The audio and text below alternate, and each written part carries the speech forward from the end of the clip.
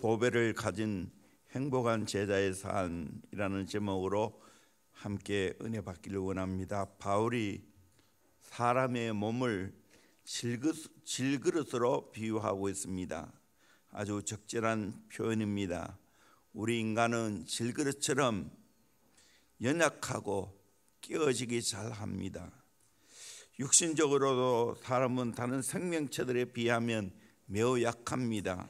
개나 돼지들은 추운 겨울에도 옷 안 입어도 감기 한번 안 들고 잘 살아가는데, 사람들은 좋고 깨끗한 음식을 먹고 따뜻한 이불 속에 잠을 자고 좋은 옷을 입고 있는데도 불구하고 감기, 몸살, 여러 질병이 떠나가지를 않습니다. 사람은 간 것 같지만 알고 보면 참 약한 존재입니다. 모든 사람들의 마음 뚜껑을 열고 마음의 숨결을 들여다보면 절망의 몸부림이 있고 가슴마다 탄식이 서려 있습니다. 인간은 상한 갈대어 꺼져가는 심지 같은 존재입니다. 바울은 인간의 연약함을 질그릇으로 표현하고 있습니다. 성경은 인간의 연약함을 여러 가지로 표현을 합니다. 우리 욥기서 10장 9절 말씀 같이 봅니다. 시작. 기억하옵소서. 주께서 내 몸 지으시기를 흙을 뭉치듯 하셨거늘 다시 나를 티끌로 돌려보내려 하시나이까. 흙이고 티끌로 돌아간다라고 말하지요. 시편 103편 14절입니다. 이는 그가 우리의 체질을 아시며 우리가 단지 먼지뿐임을 기억하심이로다. 우리는 먼지와 같다라고 말합니다. 15절입니다. 인생은 그날이 풀과 같으며 그 영화가 들의 꽃과 같도다. 인생은 풀과 같다는 거예요. 그 영화는 들의 꽃과 같지. 잠시 있다가 사라진다는 겁니다. 이 우리 인생입니다. 그런데 이런 우리 인생이 귀한 이유가 어디에 있습니까? 이 연약한 우리 인간에게 보배를 담고 있기 때문입니다. 그 보배가 무엇이겠습니까? 예수 그리스도입니다. 우리 인생은 연약하기 그지없고 질그릇 같고 티끌 같고 풀과 같지만 예수를 모시고 나면 완전히 달라집니다. 보배가 되어집니다. 그러므로 여러분, 예수 믿는 거하고 예수 안 믿는 거하고는 천냥지 차이 납니다. 예수 보배가 있고 없고는 천냥지 차이 나는 거예요. 그런 의미에서 여러분, 예수 믿지 않은 사람과 교제하고 결혼한다? 이거는 진짜 복음을 깨달은 사람은 이해가 안 되는 거예요.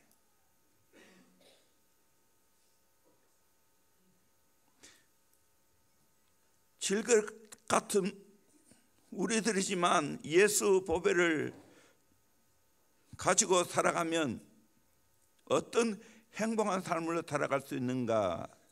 첫째는 오토기 같은 인생을 살아갑니다. 우리 8절 9절 말씀을 한 번 더 읽도록 하겠습니다. 시작. 우리가 사방으로 우겨쌈을 당하여도 쌓이지 아니하며 답답한 일을 당하여도 낙심하지 아니하며 박해를 받아도 버림바 되지 아니하며 거꾸로 뜨림을 당하여도 망하지 아니하고. 한마디로 말해서 오뚜기 같은 인생이죠. 우겨쌈을 당하여도 쌓이지 않습니다. 연약한 질그릇 속의 인생은 죄의 우겨싸임을 당하고 질병의 우겨싸임을 당하고 수많은 슬픔과 낭패와 실망으로 인하여 우겨싸임을 당하고 있습니다.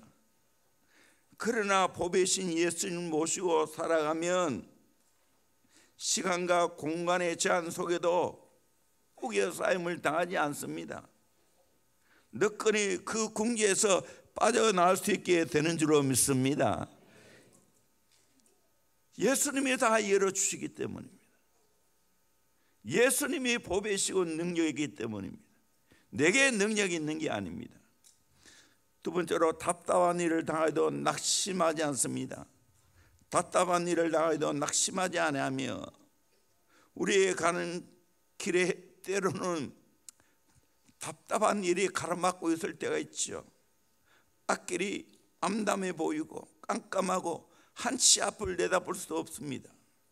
마치 이스라엘 백성들이 출애굽해서 기쁜 마음으로 나왔는데 그 앞에 홍해가 가로 놓여 있습니다. 뒤에는 애국 군대가 잡으려고 쫓아옵니다. 이스라엘 백성들은 모두를 원망하고 이제 죽게 되었다고 낭망하며 행패를 부립니다. 그때 모세는 너희는 두려워 말고 가만히 있어서 여호와께서 오늘날 너희를 위하여 행하시는 구원을 보라, 그렇게 했습니다. 결국 기도하고 믿음으로 홍해를 내려쳤을 때 홍해 바다가 갈라진 역사가 일어났습니다. 그리고 이스라엘 백성들은 유유히 건너갔습니다. 건너가자마자 다시 홍해가 함께 모이게 되었습니다. 거기에 애국 군대들이 다 소모를 당했습니다. 진짜 예수를 믿으면 걱정하지 않습니다. 답답한 일을 당해도 돌파해 나갑니다. 1930년대는 미국 역사상 가장 처참한 경제 공황이 몰아쳤던 때였습니다.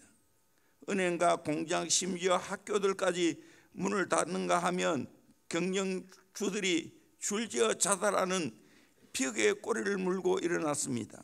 그때 라스코라는 실업가가 증권에 투자했던 돈을 몽땅 빼내서 뉴욕 맨하탄에 빌딩을 짓기 시작했습니다. 많은 사람들은 그가 정신이 돌았다, 이 불황의 빌딩을 짓다니 망의로 작정한 모양이다 하고 빈정거리고 비아냥거렸습니다. 라스코는 꼼짝도 하지 않고 한층 두층 102층 빌딩을 지어서 1931년에 완공했습니다. 그것이 바로 엠파이어 스테이트 빌딩입니다. 라스코에게는 불황을 꿰뚫는 예지와 배짱이 있었습니다. 우리에게도 이는 배짱이 있어야 되지 않겠습니까? 우리가 그거 조금 맛봤지 않습니까? 코로나 기간에 다 못 모인다 하고 예배 잘 못 드린다 하고 기도 못한다 했지만 돌파했지 않습니까?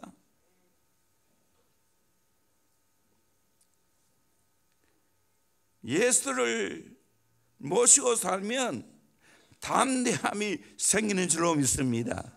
어떤 역경도 돌파해내게 될 줄로 믿습니다. 세 번째로 박해를 받아도 버림받지 않습니다. 우리는 때때로 예수 믿는 것 때문에 박해를 받을 수가 있습니다. 가족들에게 버림받을 수 있고 친구들에게 버림받을 수가 있습니다. 생각 밖의 불이익을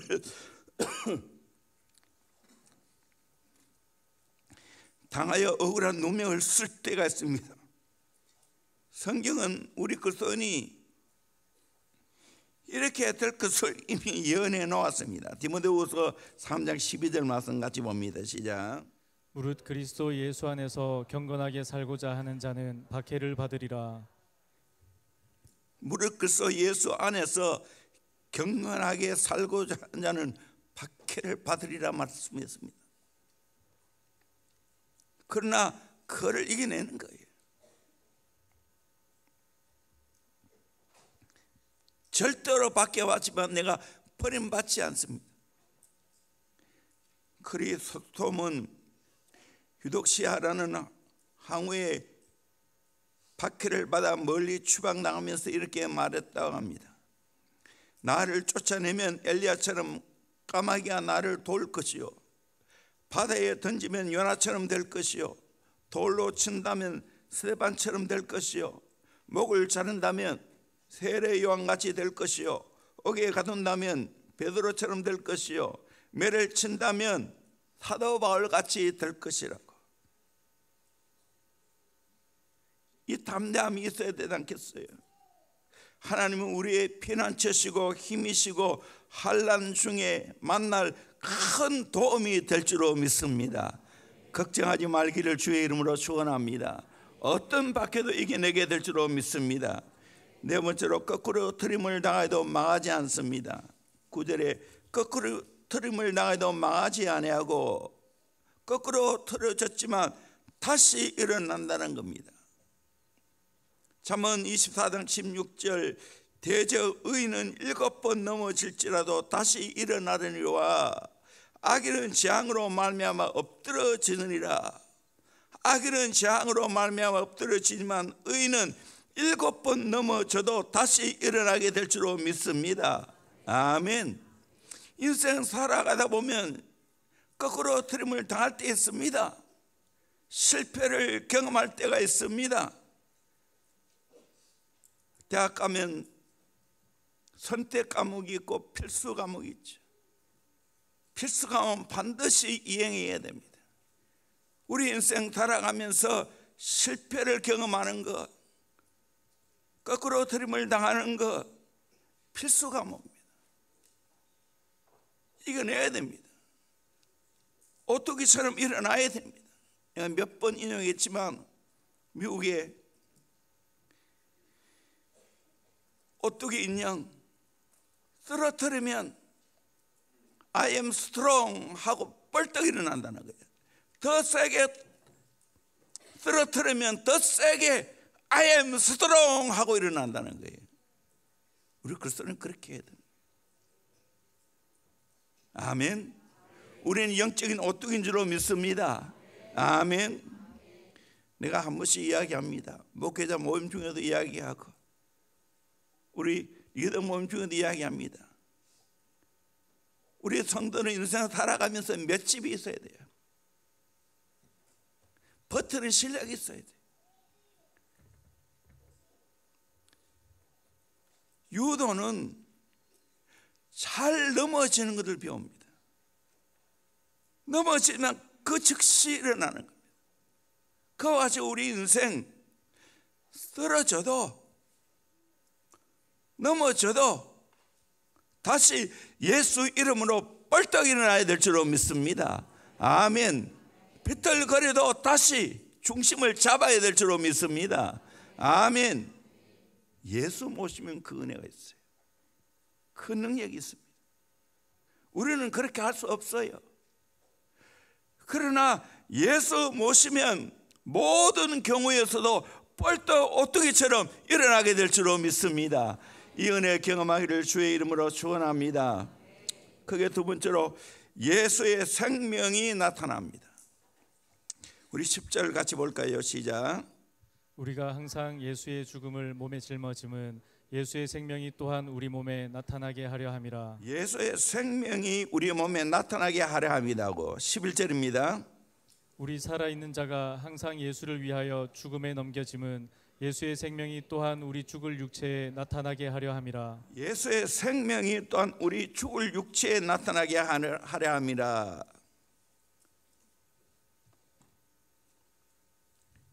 예수 모시고 살아가면 우리 안에 예수의 생명이 나타나야 될 줄로 믿습니다. 아멘. 이 굉장히 중요한 이야기입니다. 예수 믿는 거 바로 이거예요. 우리 인생 가운데 예수가 나타나야 됩니다. 예수의 생명이 나타나야 됩니다. 그러려면 어떻게 해야 되는가? 첫째는 예수를 위하여 죽어야 됩니다. 10절에 우리가 항상 예수의 죽음을 몸에 짊어지면, 예수의 죽음을 몸에 짊어지는 이유는 예수의 생명이 우리 몸에 나타나기 위해서입니다. 11절에도 우리가 살아있는 자가 항상 예수를 위하여 죽음에 넘겨지면, 예수를 위하여 기꺼이 죽음에 넘겨진다는 거예요. 예수의 생명이 또한 우리 죽을 육체에 나타나게 하랍니다. 12절에도 그런즉 사망은 우리 안에서 역사하고 생명은 너희 안에서 역사하느니라. 여러분, 예수의 생명이 나타나기 위해서는 내가 죽어야 될 줄로 믿습니다. 아멘. 바울은 전혀 죽음을 두려워하지 않았습니다. 바울은 심지어 날마다 나는 죽노라 고백했습니다.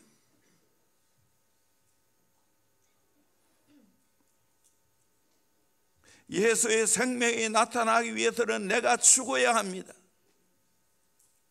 일제가 강요하는 신사참배를 반대하여 투옥되어 가전 고문을 겪고 있던 주기철 목사님이 잠깐 석방되었을 때 평양 산정년교회에서 주일 설교를 했습니다. 그 설교 가운데 이런 말씀을 하셨습니다. 사람이 십자가를 진다는 것은 할 수 있는 일이 아닙니다. 그러나 사람이 십자가를 지려고 하면 십자가가 사람을 지고 갑니다 라고 이야기했습니다. 이것이 제자의 삶입니다. 누가복음 14장 27절에 누구든지 자기 십자가를 지고 나를 따르지 않은 자도 능히 내 제자가 되지 못하리라. 자기 십자가 져야 된다는 겁니다. 아멘. 각자 십자가 있습니다. 십자가 지기를 바랍니다. 내가 십자가 져야 예수의 생명이 나타나게 될 줄로 믿습니다. 예수 보배가 사람들에게 보여지게 될 줄로 믿습니다. 아, 저 안에 예수 보배 있구나, 예수 생명이 있구나, 그거 보여줘야 됩니다.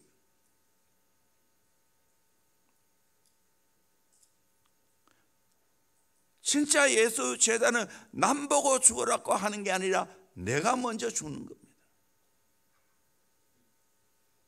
누가복음 9장 23절에도 또 무리에게 이르시되 아무든지 나를 따라오르거든 자기를 부인하고 날마다 제 십자가를 지고 나를 쫓을 것이니라. 나를 부인해야 돼. 자꾸 목회하고 다음 세대를 키우면서 내가 경험하는 게 뭔지 아십니까? 아, 죽어야 되는 거라. 리더가 죽어야 됩니다. 교사가 죽어야 됩니다. 목자가 죽어야 됩니다. 죽어야 생명의 역사가 나타납니다. 내가 너무 살아있어서, 내가 리더십이 너무 세서 예수의 생명이 안 나타납니다. 내가 가장 그럴 가능성이 있어요. 왜? 내가 가장 오래된 목사이고 또 나름 교회 부흥 하는데 일조를 했고, 요즘 내가 기도하는 게 뭔지 아십니까? 주여 나를 죽여주세요. 나를 죽여주세요. 내 삶 속에, 내 사역 속에 예수가 나타나기를 원합니다. 예수가 나타나기를 원합니다. 예수 나타나야 생명 살리는데 내가 살아있으니까 예수의 생명이 안 나타나고 내가 나타나는 겁니다. 못된 내가 나타나는 겁니다.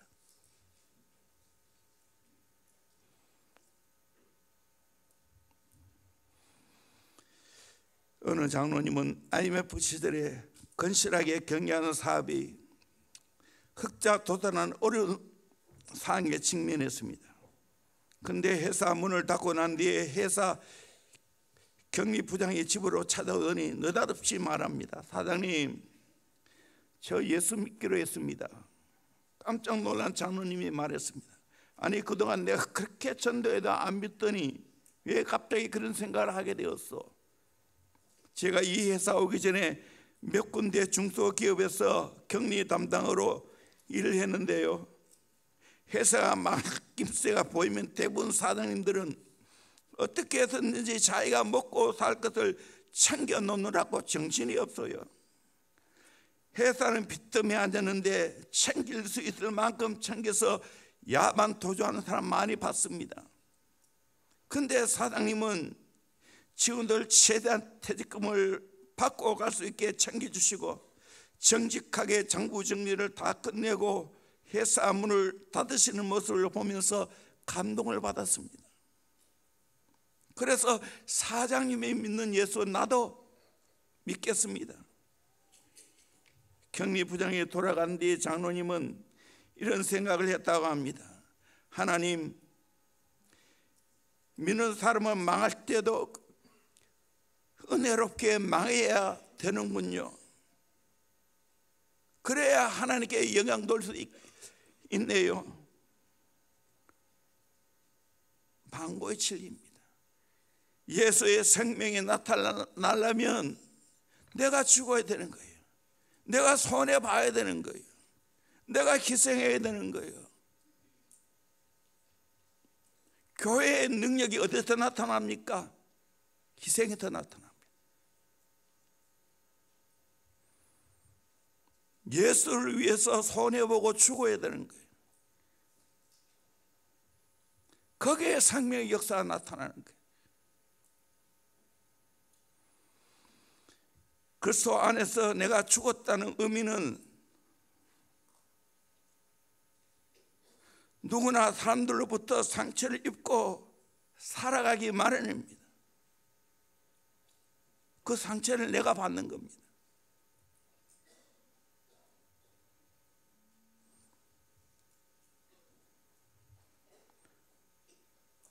자아가 죽어야 되는 거예요.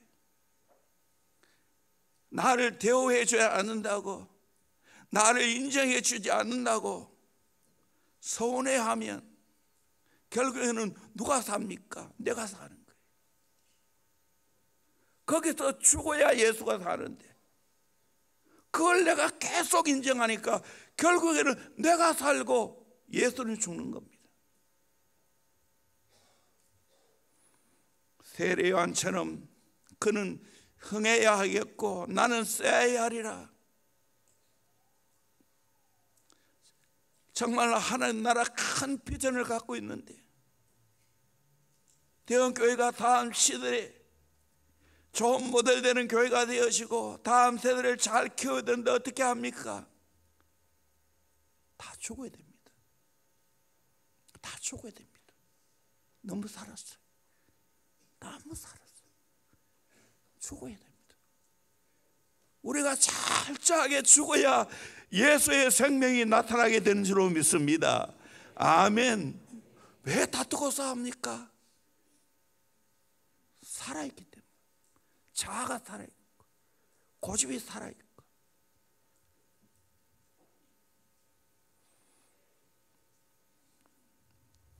죽어야 예수의 생명이 나타납니다. 두 번째로 예수를 위하여 사람의 종이 되어야 됩니다. 고린도후서 4장 12절, 그런즉 사망은 우리 안에서 역사하고 생명은 너희 안에서 역사하느니라. 사망은 우리 안에서 역사하고 생명은 너희 안에서 역사하는. 바울은 영혼을 위해 죽었다는 겁니다. 그럴 때 그 영혼 안에 예수의 생명의 역사가 나타났습니다. 고린도후서 4장 5절에도 우리는 우리를 전파하는 것이 아니라 오직 그리스도 예수의 주되신 것과 또 예수를 위하여 우리가 너의 종된 것을 전파합니다. 여러분, 영혼 사회 어떻게 되는 겁니까? 생명 어떻게 살리는 겁니까? 영혼 위에 죽어야 되는 거예요. 영혼 위에 종된 삶을 살아가는 거예요. 분당 우리들교회 김양재 목사님은 호된 시집살이를 하면서 정말 인간적으로 너무 고통스러운데 거기에 죽지 않으려고 열심히 성경을 읽었습니다. 성경 읽다가 은혜를 받았습니다. 아, 예수를 위하여 종된 삶을 살아야 되는구나. 그래서 철저하게 섬기는 삶을 살았습니다. 그분 간증 들어봤어요. 그 시어머니가 걸려도 종류가 여러 가지 걸려가 있다는 거. 그 걸려들을 구별해가지고 다 닦아야 된다는 거. 그 까다로운 남편을 향해서도 종으로 섬겼어요. 신용받는 것이 아니고 진짜 말씀대로 종으로 섬겼습니다. 그때 남편이 변화를 받았습니다. 그 남편에게 생명의 역사가 일어났습니다. 남편이 일찍 하나님 나라 갔지만 지금 또 얼마나 귀하게 쓰임받고 있습니까?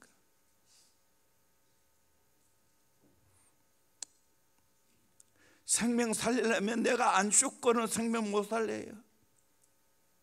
옛날 어려운 가정에 자식들은 많고 그 자식들을 잘 키우려면 특별히 어머니가 어떻게 했습니까? 자기는 희생하고 자기는 죽고 그 가족을 살린 겁니다. 김삼한 목사님 수없이 자기 어머니 이야기하지 않습니까?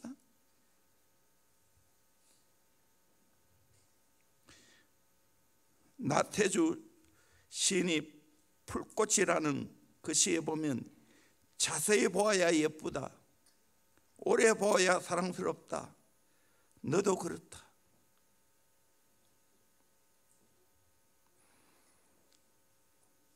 세상에 가장 귀하고 아름다운 것이 뭡니까? 영혼입니다. 영혼이에요. 하나님이 지으신 영혼, 그 영혼 위해서 내가 기꺼이 희생하고 주는 거예요. 그럴 때 그 영혼에게 예수의 생명이 나타나는 거예요.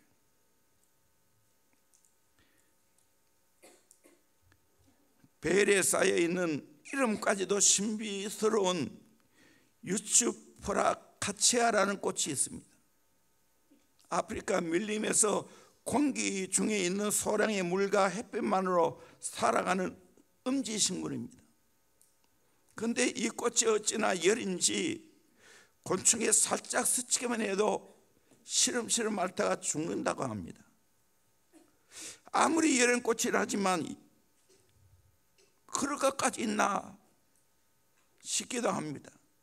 그 결백증 꽃을 오랫동안 연구한 어느 박사가 시들어버린 유츠포라카치아를 다시 살리는 방법을 찾아냈습니다. 신기하게도 그 꽃을 이미 한 번 만진 손길이 내일 또 모레도 계속해서 만져주면 마치 깊은 잠에 빠진 공주가 왕자의 입맞춤에 깨어나는 것처럼 다시 살아난다는 거예요.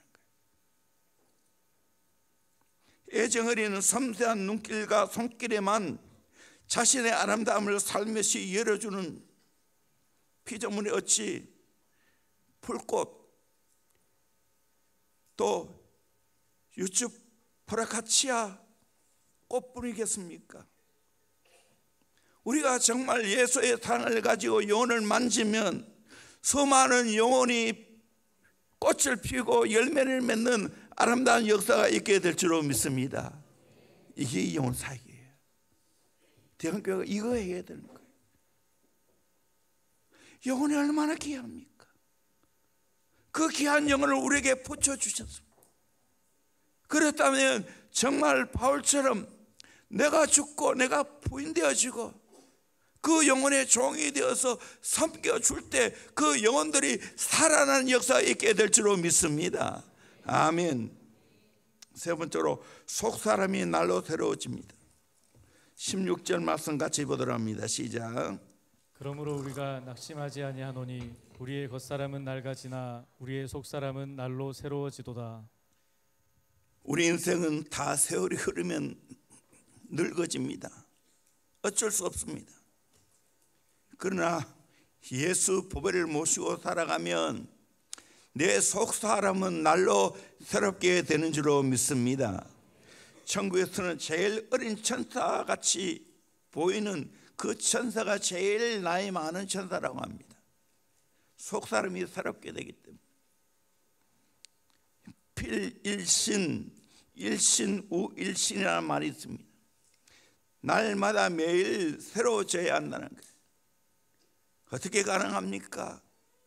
보배신 예수님 모시고 성령으로 살면 내 속사람이 날로 새롭게 될 줄로 믿습니다. 아멘. 인생의 늙어짐의 비와 늙어짐의 비에 질병의 비를 어떻게 이길 수 있습니까? 보배신 예수님 모시고 살면 이겨낼 수 있게 될 줄로 믿습니다. 아멘. 슬프지 않습니다. 오히려 늙어짐이 내게는 행복인 줄로 믿습니다. 1963년 11월 22일 나니아 연대기의 작가요 최고의 기독교 변증한 C.S. 루스가 세상을 떠났습니다. 그가 죽기 3년 전 50대 말에 만나 아름다운 사랑을 나누었던 아내를 먼저 떠나 보내는 아픔을 겪어야 했습니다. 영국인이었던 루이스가 미국 여인 조이 그레샴을 만나고 사랑에 빠졌습니다. 그녀는 이미 악성 골수암을 앓고 있었습니다. 루이스 교수는 그녀의 병을 알고도 정식으로 결혼하고 죽어가는 그녀를 바라보며 아름답고 고통스러운 시한부 사랑을 나누게 됩니다. 58세에 결혼해서 4년간 부부생활을 통한 사랑을 나누게 됩니다. 마침내 그녀가 그의 곁을 떠났을 때 그녀의 나이는 불과 45세였습니다. 그녀가 죽은 후에 루이스 교수는 헤아려 본 슬픔이라는 책을 남기고 갑니다. 이 아름답고 눈물겨운 사랑 이야기는 새도랜드라는 영화로 만들어집니다. 그리고 루이스 교수는 죽음의 사별은 참기 어려운 고통이지만 그 고통은 바로 우리가 누려온 행복의 일부분이다 라고 말했습니다. 우리 인생 나이가 들면 병이 찾아오고 고통이 찾아옵니다. 그러나 보배신 예수님을 모시고 살아가면 내 속사람은 날로 새롭게 되는 줄로 믿습니다. 그 속사람의 능력으로 모든 아픔과 고통을 이겨내게 될 줄로 믿습니다. 아멘. 이런 삶을 살아가야 될 줄로 믿습니다. 네 번째로, 지극히 크고 영원한 영광을 차지하게 됩니다. 17절 18절 말씀 같이 보도록 합니다. 시작. 우리가 잠시 받는 환난의 경한 것이 지극히 크고 영원한 영광의 중한 것을 우리에게 이루게 함이니 우리가 주목하는 것은 보이는 것이 아니요 보이지 않는 것이니 보이는 것은 잠깐이요 보이지 않는 것은 영원함이라. 아멘. 예수 보배를 모시고 살아가면 장래의 지극히 큰 영광의 세계를 바라보고 살아갑니다. 눈에 보이는 세계만 보지 않습니다. 눈에 보이지 않는 영적인 세계, 하늘의 세계를 보고 살아가게 될 줄로 믿습니다. 여러분, 이 은혜가 있기를 주의 이름으로 축원합니다. 우리는 어차피 우리 인생은 다 죽게 되어 있습니다. 연한할까요? 잘은 모르지만 100년 후가 되어지면 여기 남아있는 수는 특히 소수일 겁니다. 아무리 점점 장수하는 시기라 할지 세월이라 할지라도 그렇지 않습니다. 다 앞서거리 뒤서거리 하면서 하나님 나라 가야 합니다. 근데 예수 보배를 모시고 살아가는 사람은 하나님 나라를 사모하는 줄로 믿습니다. 보지 않을 세계를 사모하는 줄로 믿습니다. 그 나라를 꿈꾸고 살아갈 수 있게 되는 줄로 믿습니다. 이런 멋진 인생 살아가야 됩니다. 어차피 병이 찾아와요. 어차피 늙어져요. 그때도 예수 보배를 모시고 살아가면 그 모든 것을 이길 수 있는 능력을 하나님이 허락해 주실 줄로 믿습니다. 하늘 소망 가지고 살게 될 줄로 믿습니다. 어떤 목사님이 암에 걸려 앓고 있는 한 자매를 방문했습니다. 33살 먹은 자매인데 위암으로 고생하고 있습니다. 어린아이 둘을 남겨두고 죽음 앞에서 씨름하는 그 자매를 방문해서 건면할 말을 찾기가 힘들었습니다. 그런데 오히려 그 자매를 통해 위로를 받게 되었습니다. 목사님, 제 병을 낫게 해달라고 주님 앞에 기도할 필요는 없습니다. 죽을 준비는 다 되어 있으니까요. 주님은 이 죽음 앞에서도 여전히 존귀한 분이시며 아름다운 분이시라는 것을 사람 앞에 증거할 수 있기 위해 기도해 주세요. 그래서 제가 부끄러움 없이 주님의 보좌 앞에 설 수 있기를 기도해 주세요. 얼마나 멋있는 신앙의 고백입니까? 보배를 모신 자는 이런 고백을 할 수 있게 되는 줄로 믿습니다. 아멘. 하늘의 세계를 바라보며 살아갑시다. 할렐루야. 이 땅은 잠시입니다. 영원한 세계가 우리에게 지금 다가오고 있습니다. 가장 좋은 것은 아직 우리에게 오지 않았습니다. 이것을 기억하시고 살아가는 저와 여러분 되기를 주의 이름으로 축원합니다. 우리 찬양, 오늘 저 멀리 뵈는 나의 시온성, 우리 같이 한번 우리